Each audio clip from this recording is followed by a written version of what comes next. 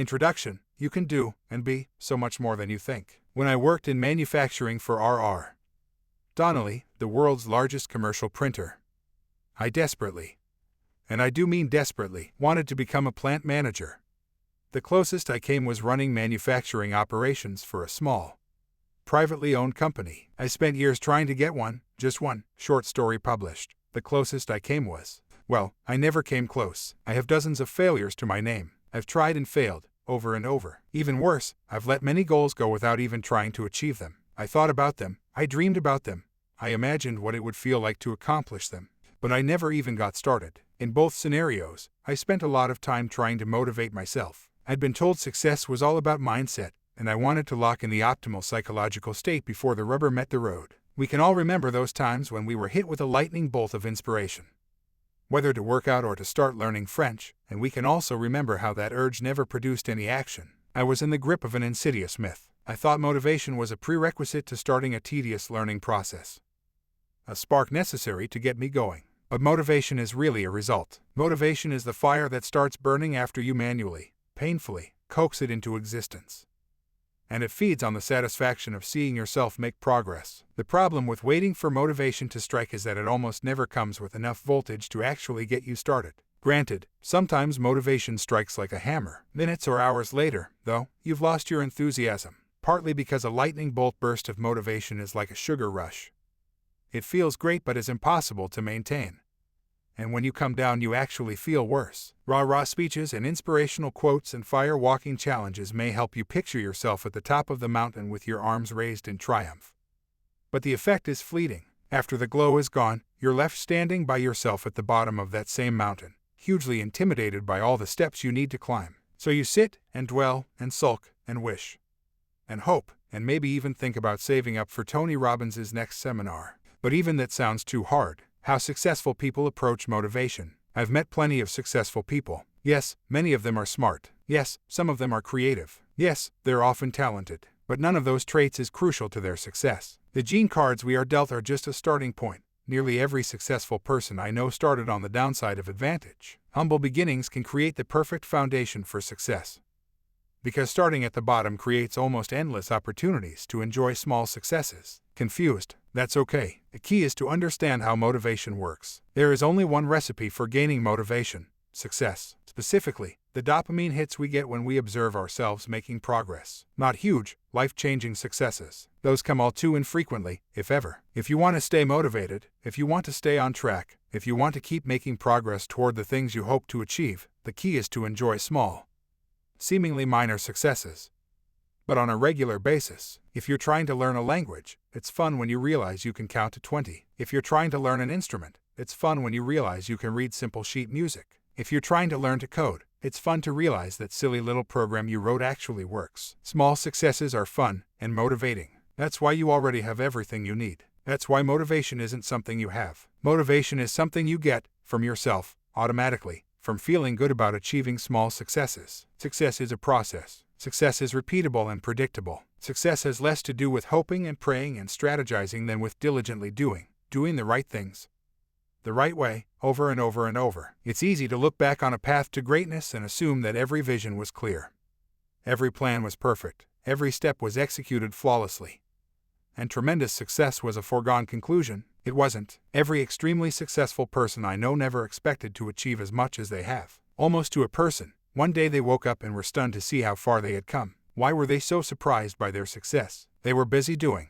They didn't focus on what they did not have. They focused on doing the work, day after day after day, to get them to where they hoped to go. When you consistently do the right things, success is predictable. Success is inevitable. You just can't think about it too much. No obsessing aloud. The relationship between happiness and success. The motivation myth makes us unhappy for two reasons. First, it leads to a sin of commission. The person who self-identifies as a failure, who regularly quits before reaching the finish line, is a chronically unhappy person. But it also causes a sin of omission. We aren't mindfully enjoying one of the most rewarding experiences on earth, slowly growing stronger, or more skillful, or more wise. Like when my grandfather bought a racehorse. I wasn't even a teenager, but even I knew it was a terrible decision. A racehorse was a luxury he and my grandmother surely could not afford. But at least ongoing costs were low because he lived on a farm. That's a justification I'm sure he floated by my grandmother. Over the next year he would scrape together entry fees and race the horse with little success at small local tracks. One was no better than an open field rutted by the pounding of hoofs. Another featured an announcer who placed his PA system on the back of his truck and powered it with a generator that almost drowned out the sound of his voice. I can still remember him saying, "As you folks know, in Virginia it's illegal to bet at a racetrack. But if you folks mosey away from the track and on down to that big old oak tree over yonder, I'm sure someone will be happy to accommodate you." And I can still remember the muscles in my father's face tightening in response. Then one day the impossible happened. After somehow talking one of the better jockeys into riding his horse, somehow surely including slipping the man an extra $40, a princely sum for the ride, his horse placed second at the now long-defunct Goochland races, held at the county fairgrounds less than 10 miles from where my grandfather lived. After the race, he stood at the finish line and held up the small silver plate so we could take his picture. Then we led the horse back around the sandy track toward the barn area as some of the people on the outside of the rail congratulated him. I was only 12, but even I could see a noticeable difference in the way he walked. For those moments he stood taller, carrying himself with a clear sense of accomplishment, dignity, and pride. Only years later did I realize why my grandfather had bought the horse. He desperately wanted to be someone. He wanted to matter. That's a wish we all share. For the most part, that's why we change careers, or start businesses, or play an instrument, or go back to school. That's why we run for local office, volunteer at a charity, or are active in church. We want to matter. But when we focus solely on mattering to other people, when we focus on seeing the reflection of our worth in the eyes of others, the difference that feeling makes in our lives is often fleeting. By the time we got back to the farm, my grandfather's glow had faded. Sure, he was still happy, but all the external benefits of that small success, the smiles, the words of congratulation, the nods from friends and strangers, had disappeared. At the end of my grandfather's racing journey, he was left with what we are all left with. No matter what we have accomplished and no matter how much praise or recognition we have received from others, the accomplishment, no matter how amazing, is just the cherry on top of the fulfillment cake. If your goal has long been to build a business that does $10 million in sales, you feel amazing the second you hit that target, but that moment of achievement is just one moment. If your goal has long been to run a marathon, you feel amazing the second you cross the finish line, but that moment of achievement is just one moment. The road to a target, to a goal, or to a finish line is filled with countless hours of work and determination and sacrifice, and countless opportunities to feel good about what you have accomplished. Each and every day along the way, a slice of satisfaction, fulfillment, and happiness can be found in the achievement.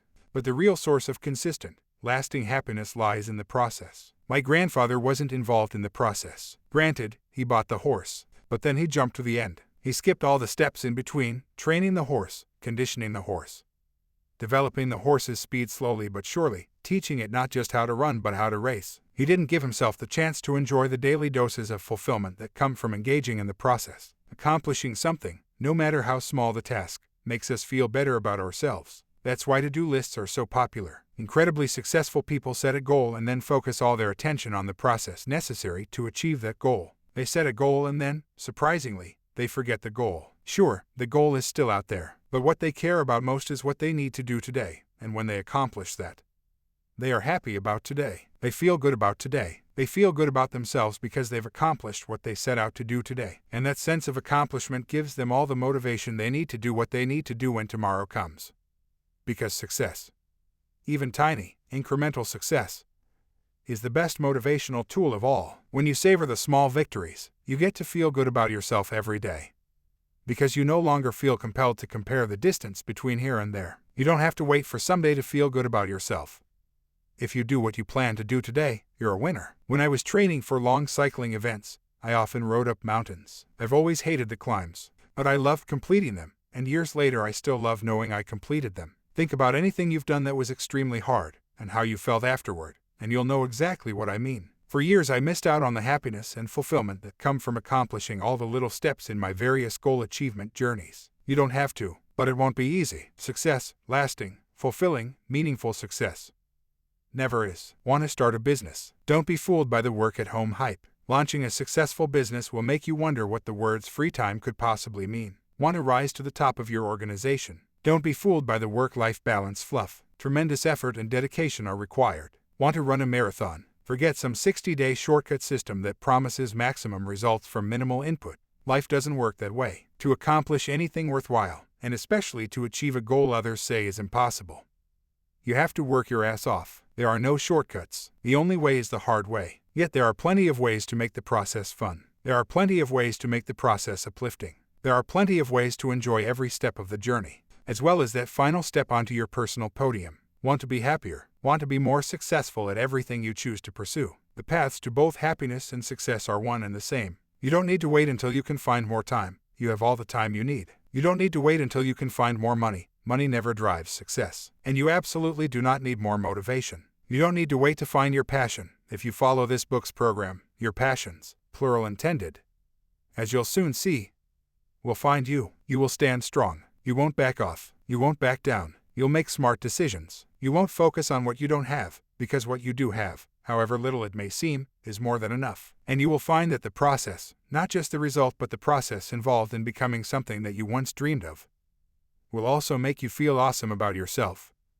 Each and every day. Some people are successful. Some people are happy. You can be both. Here's how. Chapter 1: Motivation is not the spark. A key moment in Tony Robbins' Unleash the Power Within seminar occurs when participants take part in the fire walk. Okay, it's more like a kinda hot coals walk, but fire sounds more dangerous, and Macho and Katy Perry roar why. After all, Tony does know a little something about branding. And actually, this is the last time I'll take a shot at Tony. I think Robbins describes the fire walk as a symbolic experience that proves if you can make it through the fire, you can make it through anything. The premise sounds great. Walking across kinda hot coals gives you lasting confidence and motivation by tapping into the amazing power lying dormant within you. In fact, it doesn't. Fire walking is a one-off event. Fire walking is like listening to a motivational speech. You go home inspired and excited and all jazzed up.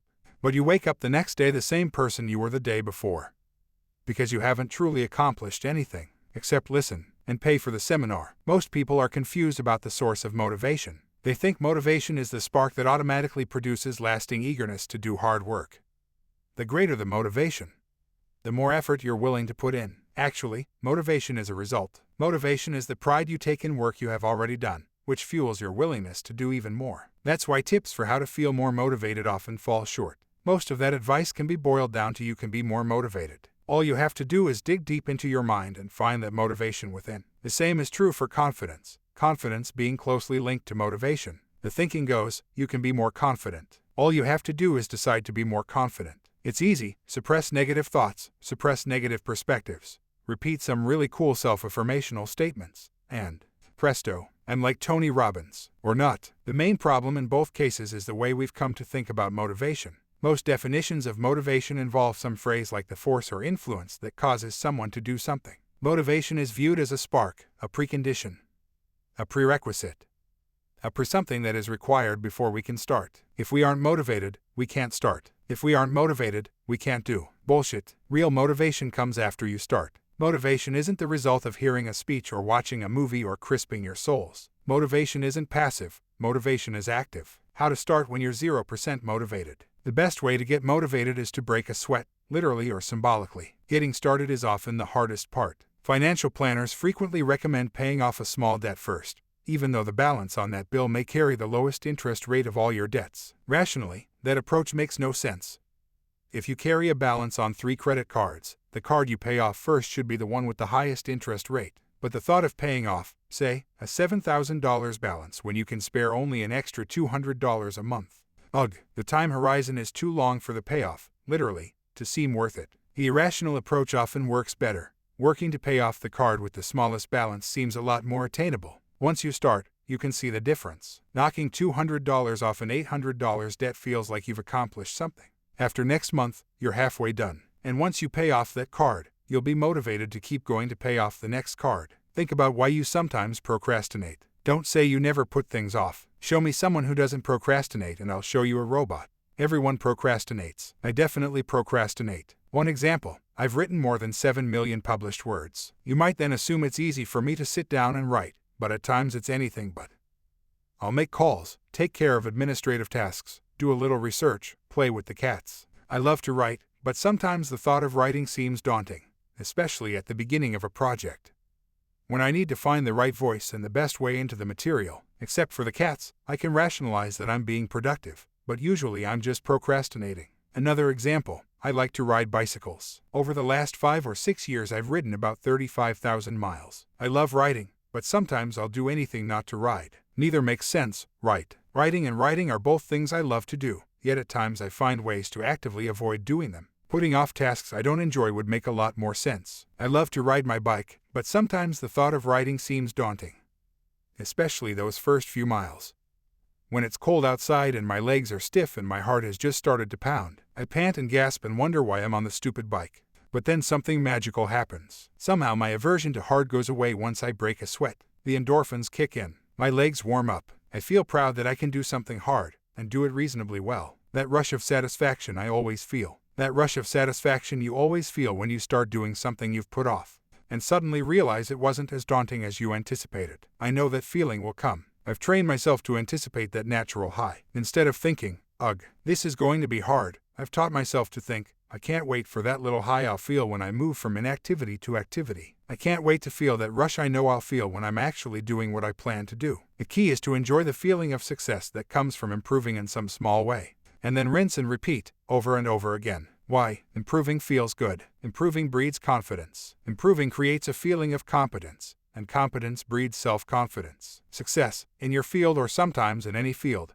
breeds motivation. It feels good to improve, so you naturally want to keep improving. You've probably put off a task, finally gotten started, and then, once you got started, thought, I don't know why I kept putting this off. It's going really well, and it didn't turn out to be nearly as hard as I imagined. And here's the thing, it never is. Why? Because once you get started, once you get active and start doing something, doing not just anything but something you know will get you one step closer to your goal, the process gets easier. Motivation kicks in because you've gotten started. A really cool virtuous cycle, one we'll look at in detail a little later, kicks in. You feel good because you're engaged and involved. You feel motivated because you took action. Motivation is a result, not a precondition. You don't need motivation to break a sweat. Break a sweat and you'll feel motivated. Once you start, it's easy to keep going. The act of getting out of the house to go for a jog is often harder than actually running the 5 miles you planned. The act of sitting down at your desk to start writing a proposal is often harder than putting together 20 pages of material. The act of picking up your phone is often harder than cold calling 20 prospects. Starting is hard because motivation doesn't make it easy to start. Starting provides the motivation to finish. Fire walks don't provide lasting motivation. Breaking a sweat provides lasting motivation. Speeches don't provide lasting motivation. Progress provides lasting motivation. Posters don't provide lasting motivation. Success provides lasting motivation. If you aren't achieving your goals, a lack of motivation or confidence isn't the problem. A lack of motivation or confidence is actually the means to a solution. When you accept your weak points, when you accept your flaws, when you accept your imperfections, that's when you can motivate yourself to make changes and improve. Hide from your weaknesses, and you'll always be weak. Accept your weaknesses and work to improve them, and you'll eventually be stronger and more motivated to keep improving. But you have to do the right things in order to make real improvements. In upcoming chapters I'll show you how. Before we do that, though, let's debunk some other myths that have held you back. Shortcuts never get you where you really want to go. You know this now, but it bears repeating. Lightning bolts of inspiration strike only in the movies, or in the minds of people who want to believe they're capable of inspiring you. Wait for a sudden burst of inspiration and you'll never get started. And if you do manage to ride that initial sugar rush wave, you'll never stick with it, because sugar rushes never last. The same is true for seeking shortcuts. You can't hack your way to success. I love Tim Ferriss, but don't fool yourself, he works incredibly hard. The real premise of the 4-hour workweek is to increase your output by 10 times per hour. Tim is the first to admit he has no problem with hard work. The key is to apply your hard work to the right things. But somehow that premise has been twisted to become I just need to find the secret that results in instant success. Of course, there are no hacks. Sure, you can learn to peel a banana a lot more effectively, but real success, meaningful success, is never instant. You absolutely should look for better, more effective ways to accomplish your goal. And I'll show you several. But there are no shortcuts. There definitely aren't for me. I'm as insecure as anyone I know. Where feeling confident and self-assured is concerned, on a scale of 1 to 100, 100 being opera, I'm a 1. So some years ago when I was invited to speak to an audience of around 1,000 people, my first thought was yes. My second thought was oh no. I had never spoken to an audience larger than about 150 people. Plus, I had been asked to speak on an unfamiliar topic. Even so, the opportunity was too good to pass up. So I looked around and found a few articles with tips on how to captivate a large audience. It seemed all I needed to do was employ some big nonverbal gestures and speak more loudly at some points and softly at others. And boom. I'd kill. Nope, I bombed. Granted, everyone told me I did fine. Sure, I wanted to believe them. I wanted desperately to ignore my feelings of incompetence, disappointment, and failure. And then I realized I would never get better if I didn't accept the fact that I had failed and work really hard to improve. So I went back to the drawing board. I wrangled invitations to local civic groups. I spoke to students at local colleges. I forced myself to speak on topics outside my wheelhouse so I could learn the mechanics of crafting a great hook and a great story. Sometimes I did well, sometimes I did poorly, but over time I gained competence and skill. Am I still nervous before I step out in front of a large crowd? Oh, hell yeah, I'm a hot mess of insecurity. But I can work through those feelings, not because I engage in a lot of happy horseshit self-talk and fire-walking bravado, but because I know I've been there, done that, and can do it again. I'm confident because I have success in my pocket. I'm confident because I've done the work. Confidence comes from preparation, hesitation, anxiety, fear. Those feelings don't come from some deep, dark, irrational place inside you. The anxiety you feel, the lack of confidence you feel, comes from feeling unprepared. Once you realize that you can prepare yourself, that you can develop techniques to do whatever you seek to do well, that whatever you hope to achieve is ultimately a craft that you can learn to do better and better and better, and that any skills you currently lack you can learn, you naturally become more confident as you become more prepared. Take Jamie Little, a pit reporter for Fox Sports and the first woman to accomplish several motorsports broadcasting milestones. When my mom and I moved to Las Vegas, she says, I met Carey Hart. He had a big influence on me. I thought he was the coolest thing ever. I already had a thing for motorcycles, and I learned about Supercross through him. I would take dirt bike magazines to class with me. I loved it. It was my happy world. I went up to a guy working for ESPN at a race and said, how do I get started? He let me hang out for 2 years with no pay so I could get my work known. I learned to write. I learned to interview athletes. It was a great training ground. I wasn't getting paid, but that was okay. But that doesn't mean her path was easy. When Jamie started working for ESPN covering NASCAR races, the challenges only increased. I don't think there was anything harder I could have taken on than covering NASCAR at that level. She says, I look back and wonder where I got the courage. I was coming into this garage. There weren't a whole lot of people before me that had done it. Especially not women. I had to figure things out on my own, which was the best way but also the most challenging way. My confidence came from over-preparing. I still over-prepare. I put together a page of notes for every driver, talk to the drivers and crew chiefs at the track, and then I use all that to help me trim the fat down to the most pertinent facts and the best angles to share with viewers during the broadcast. I use that same approach with other forms of racing. Feeling over-prepared lets me feel confident and natural. And where does the drive required to help you prepare come from? Success, small, frequent, repeat successes. It truly is a virtuous cycle. Confidence is a feeling, but ultimately confidence is the result of knowing that you're not only willing to do the work, but that you actually will do the work. You won't try to hack your way to success. Hacking is great when you need to perform a simple task. Hacking is worthless when you need to acquire a complex skill or accomplish a huge goal. Plus, hacking doesn't provide a jolt of motivation like gaining skill and expertise does. And hacking doesn't help you gain confidence in your ability to accomplish other big goals. Whereas real success in one pursuit can yield greater confidence and motivation in other areas of life. Take me again. The first major Grand Fondo I rode was 100 miles long and featured more than 11,000 feet of climbing over 4 mountains. 2 of those climbs were on dirt and gravel roads. It was long. It was endless. It was physically and emotionally harder than just about anything I had ever done. But I finished it, and for weeks afterward I felt more confident. I worried less about what people thought of me. I had done something huge, at least for me, and the memory of that accomplishment carried me for a long time. Of course, riding the Grand Fondo was the opposite of a fire walk. While it was seemingly a one-off event, that one day was also the culmination of months of hard work. I didn't close my eyes and sprint across semi-hot coals. My eyes were wide open, every day, to the effort and sacrifice and determination it took to follow the right routine that would allow me to accomplish my goal. That's why motivation and confidence gained in one aspect of your life can spill over into other aspects of your life. When you feel good about yourself in one way, when you achieve some degree of success in one aspect of your life, you tend to feel better about other parts of your life as well. After all, if you can do one thing well, you can do lots of things well. You realize that all you have to do is find the right process, work the process, and enjoy the feeling of success and resulting motivation you get from constant improvement. Plus, many shortcuts shackle you with extra risk in exchange for productivity. In the music industry, for instance, it's almost a given that artists eventually regret the terms of their first contract. Artists are so happy to get signed.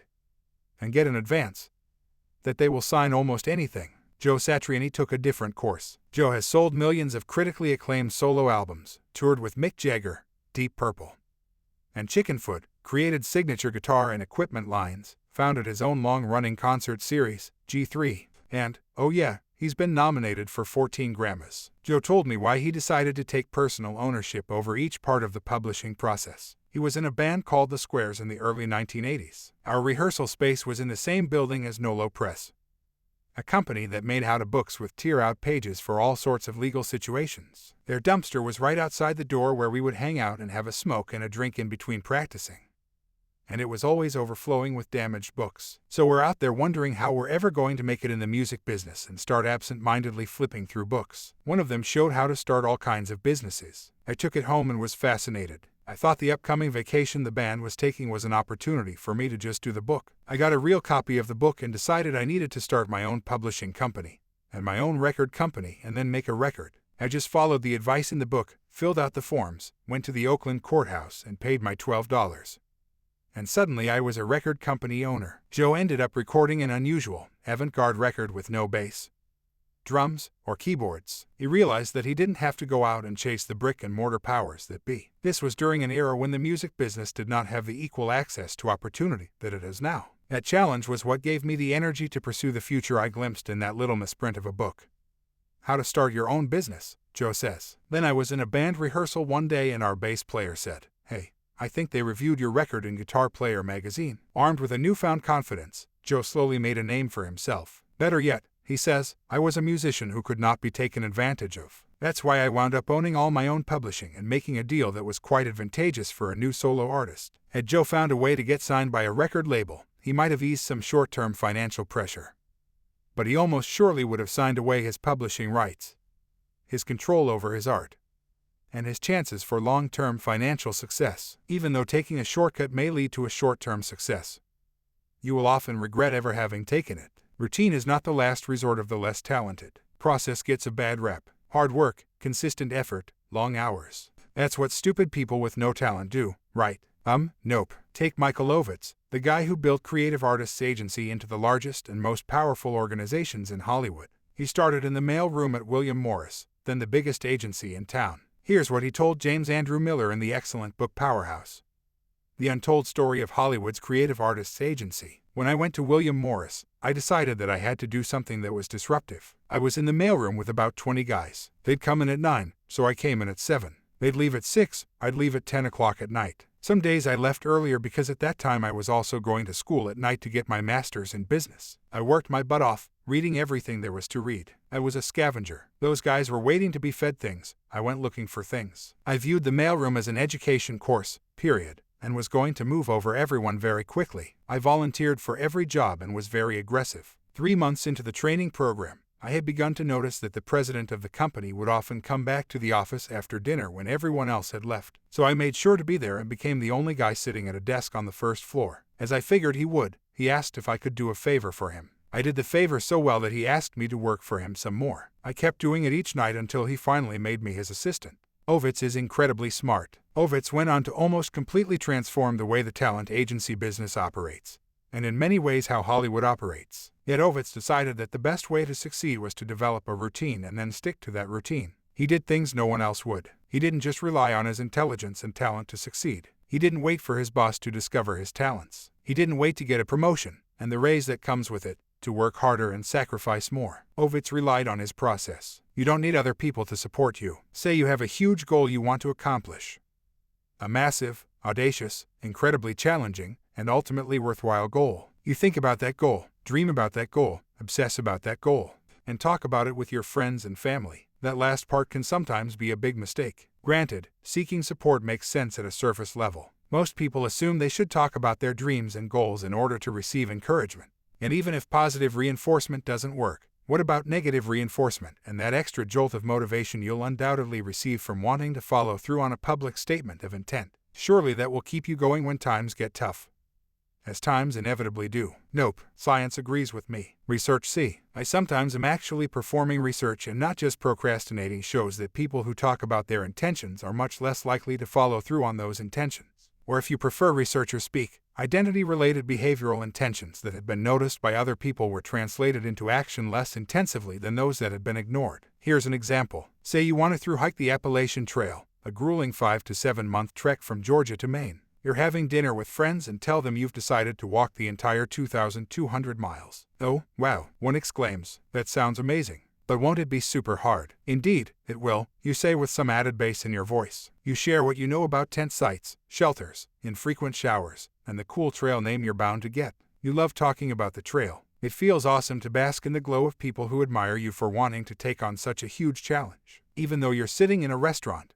it feels like you're already on the trail. It also means you're less likely to someday actually be on the trail, because when other people take notice of an individual's identity-related behavioral intention, this gives the individual a premature sense of possessing the aspired-to identity. Or in non-researcher speak, you already got a huge kick out of people thinking of you as a trail hiker. So now you're less motivated to actually be a trail hiker. Sounds counterintuitive, right? Aren't we supposed to share our intentions so other people can help support and motivate us? According to NYU psychologist Peter Gollwitzer, one of the authors of the study, that is not the case. Gollwitzer thinks the issue lies in our sense of identity. Each of us wants to be certain things, and we naturally declare those intentions, even if we have not yet become those things. Check out Twitter bios if you don't believe me. Thousands of people are motivated, innovative, creative, passionate, and unique, not to mention gurus, ninjas, curators, and connoisseurs, describing how I plan to run a marathon and how I bought running shoes and a treadmill and joined a gym and found this cool training plan online certainly makes me feel good. But it also makes me feel like I'm already halfway to the finish line even though I haven't jogged a single step. Declaring what we want to be and how we will get there causes us to feel we are further along the path of becoming who we want to be, even though we have in reality done nothing but talk. Have you done that before? I have. Other people can't motivate us. Not really, and definitely not for long. And that's because we can't motivate ourselves, not really, and clearly not for long, otherwise we would achieve every goal we set. The problem also isn't a lack of willpower, even though conventional wisdom would have us think that greater willpower is what separates the achievers from the dreamers.